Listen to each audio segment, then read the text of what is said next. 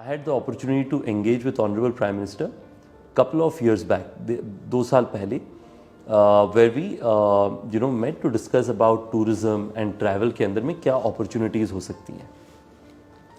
I got, I think, 15 minutes of time. True to the fact, meeting started 1 minute before time. Meeting went a few minutes ahead.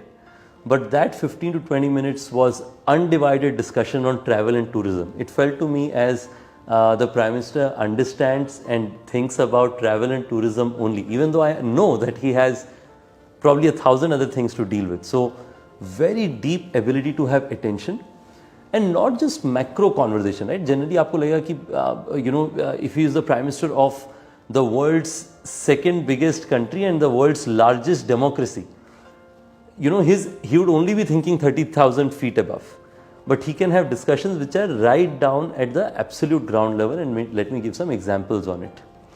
So we were discussing about what has worked for us. So I explained that what has worked for us is we've gone to small property owners, helped them improve their infrastructure and get revenue, because I have learned that in India supply is the problem, not demand. If you get good quality products at right price, consumers need that. So he mentioned in similar vein, India is an agrarian economy. हमारे देश में इतने farmers हैं, सबकी income कभी थोड़ी सी ज़्यादा हो सकती है, कभी थोड़ी कम हो सकती है. On the other hand, people want to go to this villages, see this houses, see this village accommodation and learn from it and experience it. So you mentioned, why don't you try village tourism to be able to enable some of these farmers to be able to have sustainable long-term source of income, and for urban dwellers to be able to see what truly a village life is, which frankly I can tell you, a lot of my colleagues, their children also, they hope that someday they can take their children to a village, show how the village environment is, and so on. So in this is in the middle of COVID. So we thought might as well experiment with it. So we went to a village in Gujarat, took a certain number of farmers and started doing business with them. I'm so happy to tell you that across the pandemic, each one of these homes made 50,000 plus rupees of income per month. There is one of our owners, Raju Bhai, who has not just gotten his one home, he's now gotten one more room constructed, which he is using now. And he is now, as we speak, becoming our reseller, where he is now going and selling our service to other farmers, saying, I have been using Oyo and look how well it has done for me in the same environment. So one conversation, just a minute and a half, has translated into an opportunity that not just Toyo, any company can go to the village tourism, which by the way houses a large part of Indian population, enables consumers to have a unique experience by themselves and creates an industry by itself. I think this ability of having massive depth and then massive breadth, I always say looking, with telescope and microscope at the same time. I think that makes our Honorable Prime Minister, I have told this a few times, he is truly a startup Prime Minister. I mentioned to Honorable Prime Minister that, my mother for the longest time thought that pursuing entrepreneurship was a bad decision. And it was probably because some of my friends convinced me to do entrepreneurship, which is probably not the right thing to do.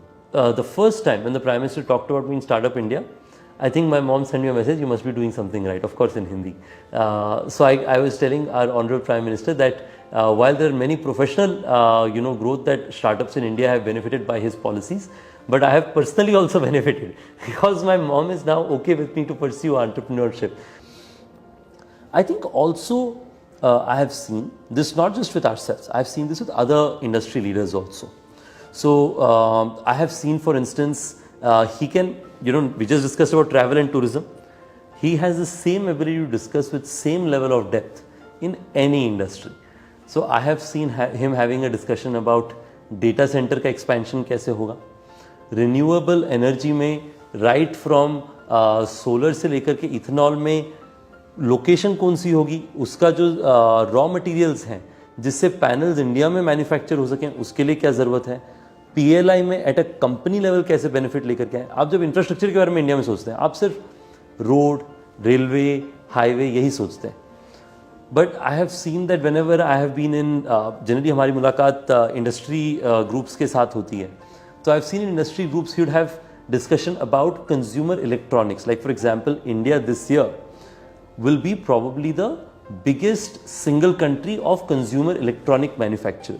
Very rarely do people know about it. Drone, recently there was a big drone policy and reform launches. India is becoming the hotbed of drone manufacturing, innovation, etc. that you see around yourself. In each of these industries, such level of depth in my view is unparalleled, and that's what sort of in some way is leading all these industries to grow quite quickly. He's an incredible listener, right? Where if you're in an industry delegation, he would listen to every item. So let me give an example specifically in one of our industry delegations, which was pre-budget, right? There was a CII delegation and a few other industry delegations who had combined to travel with other technology CEOs. I had the good honor of being there. So for example, his perspective was long-term value is created by investing in infrastructure, right? So if tourism needs to expand, we should make large-scale long-term infrastructure investments around which the industry can benefit from it. Kevadia in Gujarat is a great example of it, where, as you know, the world's tallest statue, and I had the good honor, of course, of visiting the, statue. I think you could have, like, it could easily have been just one statue, but I highly encourage people to make a visit to Ekta Nagar or Kevadia. There is everything from rapids for rafting, you have cactus gardens, you have garden-based restaurants, you have jungle safaris, like you name it. It is an experience that is one of a kind. That infrastructure has now allowed a huge hotel industry to flourish there. Infrastructure creation, whether in Ekta Nagar or in Kashi, Assi Ghat railway station, Vishwanath Ji's temple. It is incredible how the city has transformed between earlier and before. And that has had a direct knock-on effect in everyone in the ecosystem, whether you're an auto driver, whether you are right outside the temple selling products, whether you are somebody who is a tourist guide. All of these additional growth in economy in some way is beneficial to the government as well, because the government gets tax returns on every part of it. So forward-looking 5, 10, 15, 20-year infrastructure investments is something that I've found fascinating about Prime Minister Modi ji as a long-term reformist and a long-term value creator. He has many attributes of an entrepreneur, right? He thinks big in terms of impact, but before doing so, he experiments that at a small scale.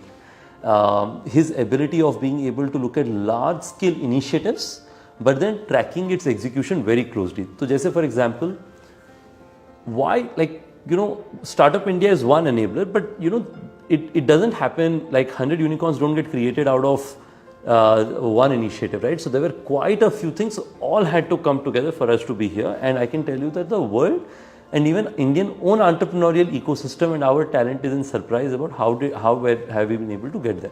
Every idea and recommendation which can make a positive difference, we've seen that get executed at magical speed, which is why I said our Prime Minister is a startup Prime Minister. I think our country has a leader who's saying that we are not satisfied by being, incremental, just being where we are in status quo.